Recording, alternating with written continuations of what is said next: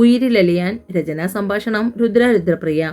തിരികെ കുന്നത്തെത്തുന്നതുവരെ ഇരുവർക്കുമിടയിൽ മൗനം കൂട്ടുപിടിച്ചു. എത്ര നിർബന്ധിച്ചിട്ടും അമ്മ കൂടെ വരാൻ സമ്മതിക്കാത്തത് കൺമണിക്ക് വല്ലാത്ത സങ്കടമായി. മാത്രവുമല്ല, തിരികെ അവൾക്ക് കൊടുത്തേക്കാനായി നാരായണിയുടെ കയ്യിൽ ഒന്നുമില്ലെന്ന കാര്യം പറഞ്ഞ് ഒരുപാട് സങ്കടപ്പെട്ടു. കാശി അവനെ കൊണ്ട് ആവുന്ന വിധത്തിൽ നാരായണിയെ സമാധാനിപ്പിക്കാൻ ശ്രമിച്ചുവെങ്കിലും അവർക്ക് സമാധാനം കിട്ടിയില്ല. കൺമണിയുടെ മൗനം കാശിയെ വല്ലാതെ വിഷമിപ്പിക്കുന്നുണ്ടായിരുന്നു. അവനോടൊന്നും സംസാരിച്ചില്ലെങ്കിൽ പോലും എപ്പോഴും അമ്മാവനോടും അമ്മയോടും കലപില സംസാരിച്ചു കൊണ്ടിരിക്കുന്ന പെണ്ണ് ഇന്നിപ്പോൾ തീർത്തും മൗനമായിരിക്കുകയാണ്. തറവാട്ടിന് മുൻപിൽ കാറ് നിന്നപ്പോൾ അമ്മാവൻ സന്തോഷത്തോടു കൂടി അവരെ നോക്കി. കാറിൽ നിന്ന് പുറത്തേക്ക് ഇറങ്ങുമ്പോൾ അവളുടെ മുഖത്ത് അവർക്ക് വേണ്ടി ഒരു പുഞ്ചിരി നിറയ്ക്കാൻ കൺമണി മറന്നില്ല. കൺമണിയുടെ മുഖം കണ്ടപ്പോൾ തന്നെ അമ്മയ്ക്കും അമ്മാവനും മനസ്സിലായി അവൾക്ക് എന്തോ സങ്കടമുണ്ടെന്ന്. എന്താ മോളെ, എന്താ നിന്റെ മുഖം വല്ലാതിരിക്കുന്നത്? യാത്ര ചെയ്ത് വന്നതല്ലേ അമ്മേ, അതിൻ്റെ ബുദ്ധിമുട്ടായിരിക്കും. അവൾ റെസ്റ്റ് എടുക്കട്ടെ, അപ്പോൾ ശരിയാവും, കാശി പറഞ്ഞു. അത് കുട്ടൻ പറഞ്ഞത് ശരിയാണ്. മോൾ എന്തായാലും പോയി മേല് കഴുകി ഡ്രസ്സ് മാറ്റി അല്പനേരം കിടക്ക്. കുറച്ച് ആശ്വാസം കിട്ടും. എന്നിട്ട് വേണം നമുക്ക് വീട്ടിൽ പോയി വന്ന വിശേഷമൊക്കെ പറയാൻ. കൺമണി മുകളിലേക്ക് കയറിപ്പോയപ്പോൾ അമ്മയും അമ്മാവനും കാശിയെ നോക്കി. എന്താടാ, എന്താ കുഞ്ഞിൻ്റെ മുഖം വാടിയിരിക്കുന്നത്? എന്തെങ്കിലും കുഴപ്പമുണ്ടോ? കുഴപ്പമൊന്നുമില്ല അമ്മേ, അവളുടെ അമ്മയെ വിട്ട് വന്നതിൻ്റെ സങ്കടമാണ്. അവിടെ ചെന്നത് മുതലുള്ള ഓരോ കാര്യങ്ങളും കാശി അമ്മയോടും അമ്മാവനോടും പറഞ്ഞു. നാരായണിയെ കൂടെ നിങ്ങൾക്ക് കൂട്ടിക്കൊണ്ട് വരാമായിരുന്നില്ലേ? അമ്മാവനും അമ്മയും ഒരേ ശബ്ദത്തിൽ ചോദിച്ചു. ഞാൻ ഒരുപാട് തവണ പറഞ്ഞതാണ് അമ്മാമ്മ. കൺമണിയുടെ അമ്മ പക്ഷെ കേൾക്കുന്നില്ല. ഈ പ്രായത്തിൽ ഇങ്ങനെ ഒറ്റയ്ക്ക് കിടന്ന് കഷ്ടപ്പെടുന്നത് കാണുമ്പോൾ വിഷമം തോന്നും. സഹായത്തിന് പോലും ആരുമില്ലാതെ കഷ്ടം തന്നെ. പത്മത്തിന് വല്ലാത്ത വിഷമം തോന്നി. കാശി മുകളിലേക്ക് കയറാൻ തുടങ്ങുമ്പോഴാണ് അമ്മാവൻ അവനെ പുറകിൽ നിന്നും വിളിച്ചത്. ഒരു കാര്യം പറയാൻ മറന്നു. നിന്റെ ഫോൺ സ്വിച്ച് ഓഫ് ആയിരുന്നോ? ഏതോ ഒരു കൂട്ടുകാരൻ വിളിച്ചിരുന്നു. കിട്ടിയില്ലെന്ന് പറഞ്ഞ് ഇവിടെ ലാൻഡ് ഫോണിലേക്ക് വിളിച്ചു. അവിടെ റേഞ്ച് ഇല്ലായിരുന്നു അമ്മാമ്മേ. പോരാത്തതിന് മഴയും കറണ്ടുമില്ലായിരുന്നു. Phone switch off. ഒരു വിശ്വം നിന്റെ കൂടെ ജോലി ചെയ്തിരുന്നതാണെന്ന് പറഞ്ഞു. ഇവിടെ ഇല്ലെന്ന് പറഞ്ഞപ്പോൾ തിരികെ വരുമ്പോൾ വിളിക്കാൻ പറഞ്ഞു. കാശി മുറിയിലേക്ക് ചെല്ലുമ്പോൾ കൺമണി കുളിച്ചിറങ്ങി. മുഖം കണ്ടപ്പോൾ തന്നെ മനസ്സിലായി നല്ലവണ്ണം കരഞ്ഞിട്ടുണ്ടെന്ന്. ചോദിക്കാൻ പോയില്ല. കുളിച്ചു മാറാനുള്ളതും എടുത്തുകൊണ്ട് നേരെ ബാത്റൂമിലേക്ക് പോയി.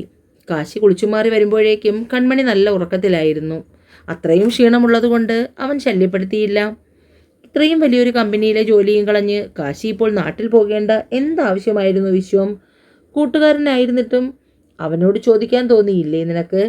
അഞ്ജലിയുടെ ചോദ്യം കേട്ടപ്പോൾ വിശ്വം അവളെ നോക്കിയതല്ലാതെ ഒന്നും പറഞ്ഞില്ല.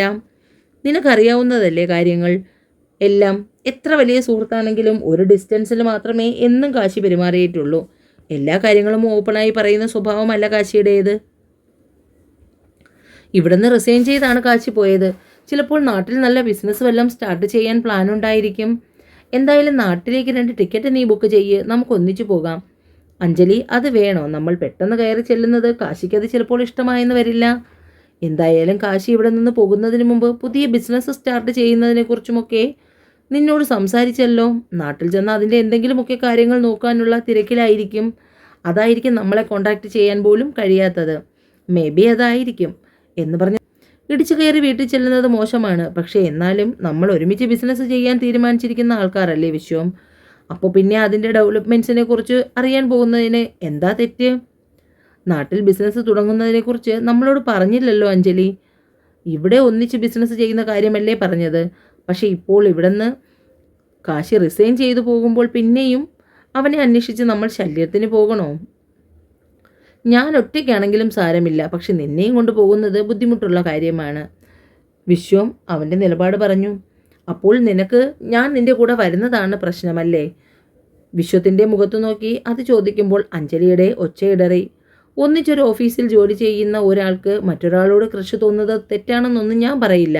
പക്ഷേ കാശിയോട് നീ ഇഷ്ടം തുറന്ന് പറഞ്ഞപ്പോൾ തന്നെ കാശി അതിനെ എതിർത്ത് സംസാരിച്ചു.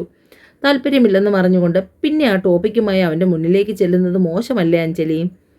നമ്മൾ 2 പേരും അവൻ്റെ ബെസ്റ്റ് ഫ്രണ്ട്സ് ആണെങ്കിൽ പോലും നമുക്കിടയിൽ ഒരുപാട് ലിമിറ്റേഷൻസ് ഉണ്ട്.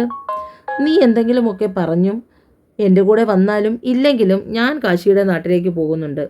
എൻ്റെ മനസ്സ് പറയുന്നു അവിടെ ചെന്ന് കഴിയുമ്പോൾ എനിക്ക് തോന്നുന്ന അതേ വികാരം തന്നെ കാശിക്കും ഉണ്ടായിരിക്കുമെന്ന്. ഒന്നിച്ച് വർക്ക് ചെയ്തിരുന്ന ഒരു ഫ്രണ്ടിനെ അന്വേഷിച്ച് നാട്ടിലേക്ക് പോകുന്നതിൽ ഒരു തെറ്റും ഞാൻ കാണുന്നില്ല.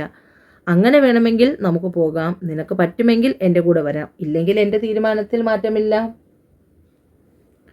ഉറപ്പോടുകൂടിയുള്ള അഞ്ജലിയുടെ പറച്ചിൽ കേട്ടപ്പോൾ ഏകദേശം ഉച്ചയോടുകൂടി വെട്ടിപ്പൊളിയുന്ന തലവേദനയുമായാണ് കൺമണി കണ്ണൂർ തുറന്നത്. മുഖമൊക്കെ ചുവന്ന് കണ്ണ് കലങ്ങിയിരിക്കുന്നു. റൂമിൽ ചെന്ന് നോക്കുമ്പോൾ കാശി അവിടെ ഒന്നും കാണാനില്ല.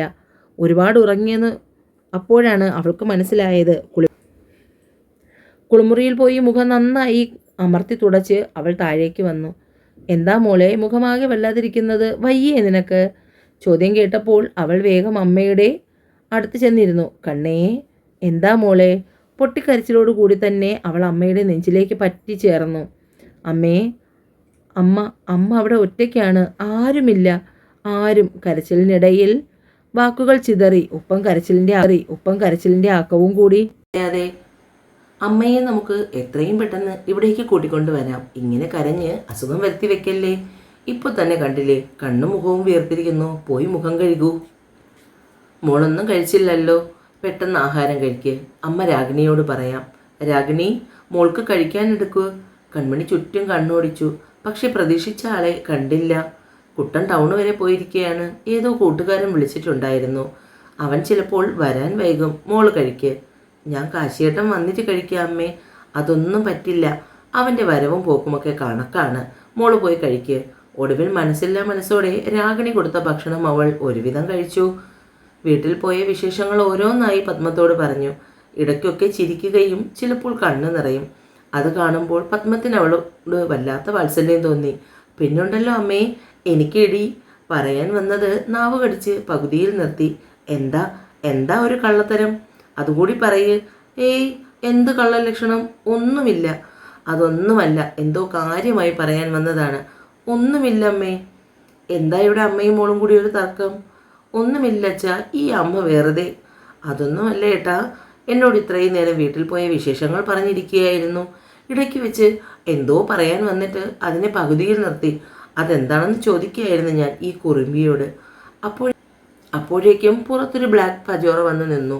ഡ്രൈവിംഗ് സീറ്റിൽ നിന്നും ഒരു ചെറുപ്പക്കാരനും കോ ഡ്രൈവിംഗ് സീറ്റിൽ നിന്നും ഒരു പെൺകുട്ടിയും ഇറങ്ങി. ബ്ലൂ ജീൻസും അതിൽ മുട്ടിലും അതിന് മേലെയും അങ്ങിങ്ങായി തുള വീണിരിക്കുന്നു. ഒരു പിങ്ക് ലൂസ് ഷർട്ട്. അതിൻ്റെ ആദ്യത്തെ ബട്ടൺസ് അഴിച്ചിട്ടിട്ടുണ്ട്. മാറടിക്കിലെ ചാല് വരെ വ്യക്തമായി കാണാം. മുടി ലൂസായി അഴിച്ചിട്ടിരിക്കുന്നു.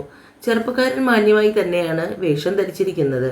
ആ പെൺകുട്ടിയുടെ വേഷം കണ്ടപ്പോൾ അമ്മമ്മയുടെ മുഖം മാറി. പക്ഷേ അത് പുറത്ത് കാട്ടിയില്ല. ചെറുപ്പക്കാരൻ അമ്മാവിൻ്റെ അടുത്തേക്ക് വന്നു. എൻ്റെ പേര് വിശ്വനാഥൻ. കഴിഞ്ഞ ദിവസം ഞാൻ വിളിച്ചിരുന്നു. ഉവ്വ്, ഓർമ്മയുണ്ട്. കയറി വരൂ. അഞ്ജലി വിശ്വത്തിൻ്റെ പിന്നാലെ അകത്തേക്ക് വന്നു. ഇരിക്കൂ. കാശി ടൗണിൽ എന്തോ അത്യാവശ്യമായി പോയിരിക്കുകയാണ്. നിങ്ങൾ വരുന്ന വിവരം അവനെ അറിയിച്ചില്ലേ? ഇല്ല, സംസാരിച്ചിരുന്നു. പക്ഷേ വരുന്ന കാര്യം പറഞ്ഞില്ല. ആ പത്മം കൺമണിയുടെ വീൽ ചെയറും തള്ളി ഉമ്മറത്തേക്ക് വന്നു. ഇത് കാശിയുടെ അമ്മ, ഞാൻ അമ്മാവൻ. പുറത്ത് മറ്റൊരു വണ്ടിയുടെ ചരലിൽ ഞെരിയുന്ന ഒച്ച കേട്ടു. ഒറ്റ നോട്ടത്തിൽ തന്നെ അത് കാശിയുടേതാണെന്ന് മനസ്സിലായി. കാറിൽ നിന്നും കാശി ഇറങ്ങുമ്പോൾ തന്നെ അഞ്ജലി ഓടി കാശിയുടെ അടുത്തേക്ക് ചെന്ന് അവൻ്റെ കയ്യിൽ തൂങ്ങി. പെട്ടെന്ന് കാശിക്ക് അവളുടെ ആ പെരുമാറ്റം ഇഷ്ടപ്പെട്ടില്ല. അഞ്ജലിയുടെ അങ്ങനെ പെരുമാറുമെന്ന് വിശ്വവും കരുതിയില്ല. അവരെല്ലാവരോടും ഫ്രണ്ടാണ്. പക്ഷേ ഇതൊരു നാട്ടിൻപുറമായതുകൊണ്ട് അമ്മയും അമ്മാവനുമൊക്കെ ഉള്ളതുകൊണ്ടും അവന് ബുദ്ധിമുട്ട് തോന്നി. അമ്മയും അമ്മാവനും കാശിയെ തന്നെ നോക്കുകയായിരുന്നു. എന്നാൽ അവൻ്റെ നോട്ടം അമ്മയുടെ അടുത്തിൽ നിൽക്കുന്ന കൺമണിയിലായിരുന്നു. അവൾ മുഖം കൂർപ്പിച്ചു. കാശി അഞ്ജലിയുടെ കൈപിടിവിച്ച് വേഗം വിശ്വത്തിൻ്റെ അടുത്തേക്ക് വന്നു. അവർ രണ്ടുപേരും കണ്ടപ്പോൾ തന്നെ ഹഗ് ചെയ്ത് മാറി. പെട്ടെന്ന് റിസേണിംഗ് ലെറ്ററും കൊടുത്ത് നീ ഇവിടേക്ക് വന്നു. പക്ഷെ പിന്നീടൊന്നും വിവരവുമില്ല നിന്നെക്കുറിച്ച്. ഇടയ്ക്ക് വിളിച്ചപ്പോൾ ബിസിനസ് കാര്യമൊക്കെ സംസാരിച്ചുവെങ്കിലും പിന്നീട് അതിൻ്റെ ഡെവലപ്മെൻറ്റ്സ് ഒന്നും അറിയാൻ പറ്റിയില്ല. അതാണ് ഞങ്ങളിപ്പോൾ വന്നത്. അമ്മമ്മേ, ഇത് വിശ്വനാഥൻ, ഇത് അഞ്ജലി, എൻ്റെ ഫ്രണ്ട്സാണ്. അമ്മയും അമ്മാവനും രണ്ടുപേരുടെയും മുഖത്ത് നോക്കി ചിരിച്ചു. എന്താ കുട്ടി, വരുന്ന വഴിക്ക് നീ എവിടെയെങ്കിലും വീണോ? അഞ്ജലിയുടെ മുഖത്ത് നോക്കിയായിരുന്നു അമ്മമ്മയുടെ ചോദ്യം. ഇല്ല, എന്തു പറ്റി? അല്ല, കുപ്പായം അവിടെ കയറിയിരിക്കുന്നു. അത് കേട്ടപ്പോൾ വിശ്വത്തിന് ചിരി വന്നു. അതേ ചിരി കാശിയുടെ ചുണ്ടിലേക്കും വ്യാപിച്ചു. എന്നാൽ കാശി നോക്കുമ്പോൾ കാണുന്നത് ചിരി അടക്കാൻ പാടുപെടുന്ന കൺമണിയെയാണ്. ചുണ്ടകത്തേക്ക് കടിച്ചു പിടിച്ചുള്ള അവളുടെ ചിരി. അത് അഞ്ജലിയും കണ്ടു. എനിക്കിതുപോലെ നാട്ടിൻപുറത്തെ വേഷമൊന്നും ഇഷ്ടമില്ല, ഇതിപ്പോഴത്തെ ഫാഷനാണ്. ആ അതെന്തോ ആട്ടെ, യാത്ര കഴിഞ്ഞ് വന്നതല്ലേ, രണ്ടുപേരും ഫ്രഷായി വരൂ, കഴിക്കാം. അമ്മാവൻ പറയുമ്പോൾ അഞ്ജലി ദേഷ്യത്തിൽ കൺമണിയെ നോക്കി.